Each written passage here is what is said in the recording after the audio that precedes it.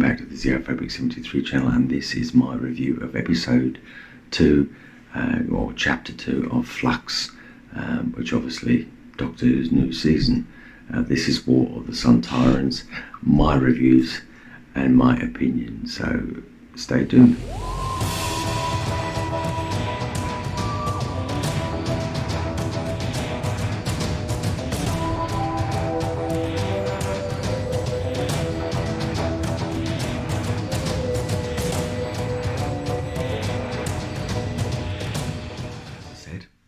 Episode 2 of the 6-part Flux story arc.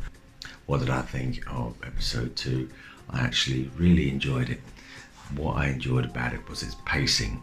There wasn't a moment where we're left scratching our heads.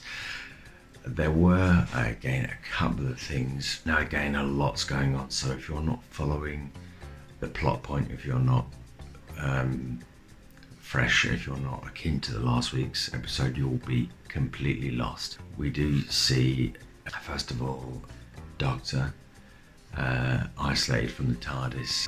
The episode starts with a recap to last week. Sontarans played a bigger part as part of the Crimean campaign between Sontar, which suddenly now, because of the Flux, is part of where Russia is on the planet. So we meet another new character, introduced as Nurse Mary Seacole, played by Sarah Pell, who is aide on the front line of the Crimean War. So she has the British hotel, as she calls it, which is a retreat for treating wounded soldiers, no matter from the Crimean side or from the British side or from the Sontaran side. That's what she's there for. So the plot ensues with General Logan, which again is a Crimean leader, so he gets tied up in that as well. That was interesting. We then come back to Dan, who is transported back home. Yaz gets transported to somewhere else, which I'll get to in a minute. So we meet Dan's parents. At this point we find out that the Sontarans have actually taken over the Earth. Now, what we don't have is in Russell T Davies and even in Stephen Moffat's era, where we actually see the cause and effect that Sontarans has on Mother Earth. So we see reactions, we see police, we see people getting injured, we see the effects on different aspects in different areas of the world. So we don't see that. We see an alley, we see 3 or 4 Sontarans chasing John Bishop down an alleyway, shooting.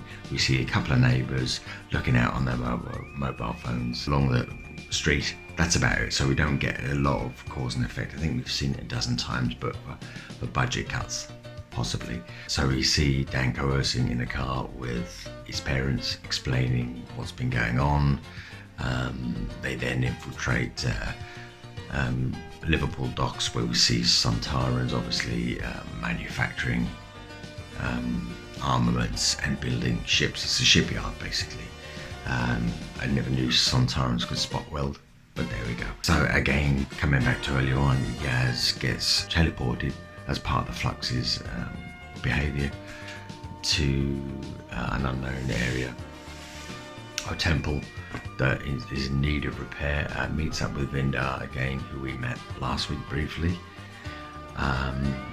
They take on pair agents because they meet a spinning special effect, and it asks them what they're there for, what's their purpose. Are you here to repair? It needs repair. So they both state that they are there for repair, although I think they'll probably learn out that the repairs are the smallest aspect of what they need. And in fact, I think spoilers here, I think they probably will be part of the repair cycle for the assailants that are in dire need of replacement. It's to fill in a balance of some description, I would say. That was interesting. Again, we need to find out in the later episodes what this actually means. Zer and the sister, while they're being a bit more creepy, just come across a bit more, not comedic, but a bit campy, really, a bit sort of strange. The story's going to push them a little bit further. They just come across as skulls wearing makeup. Crystal makeup. We see a lot more of the Sontarans in this week's episode. So onwards battle between the Crimeans. So we see a Crimean slaughter between the British soldiers, obviously running at them with just the bayonet guns, and being taken down by laser fire, which is Sontarans. That's basically what they do. They never turn their backs on their enemies, so it becomes a carnage slaughter. But again, General Logan was warned by the Doctor not to go on with it, because it basically just was slaughter anyway. So I love the special effects in regards to the ships in the dockyard was very good. So Dan again meets up with Doggy Man again. There's banter going on between them two as well, in the fact that they're both of the same native area, so there's a bit of camaraderie on there. Now comes across a bit too comedic, or in case in point is when John Bishop comes across some of the Sontarans after breaking into one of the ships to get some information. Dan at this point has been recording everything for the Doctor, because obviously the three in this episode are mostly in separate plot points, so they're all breaking up into three separate factions. So the Temple of so she's stuck with Vendar. As I said, she's stuck with Vendar in the repair cycle of the temple. Dan is recording, as I said, and then obviously the Doctor is stranded in the Crimean area of Britain, trying to escape in the TARDIS. And at this point we learn that the TARDIS is completely in flux.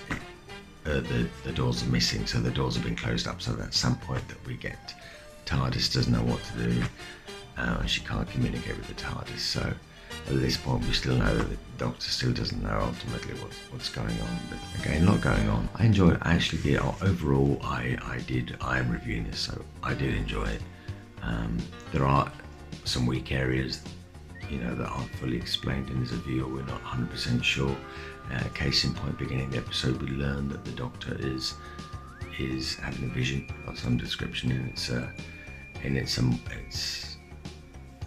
I suppose it's an old house which is mirrored as top and bottom are basically shifted together. So that's obviously a tantamount to some interpretation. It's basically showing us that there's a lot of events that haven't come to play yet, and it's symbiotic of non-closure with something. So here's the metaphor. So that's my summarization. It was enjoyable. I personally enjoyed it. There were some weak points. There was probably a little bit too much comedy that needed to be. But yeah, Sontarans, creepy. Azura and the sister, campy. Felt that Yaz was probably sidetracked a little bit too much in this episode, being the fact that the story required her and Vindar to be part of the plot point. So they are part of, as I said, they are part of the repair cycle in the temple. So that really did immobilise them for the 70% of the episode. So Dan's character and obviously the Doctor were the focus during the Sontaran War. Thanks very much for watching this. If you did watch it all, I do appreciate that in its entirety. Please, if you do like the second part of this content, and indeed any other content on the channel, please do consider subscribing and hitting that like and switching on that notification bell for future content. Guys, I will see you in the next review. Bye bye now.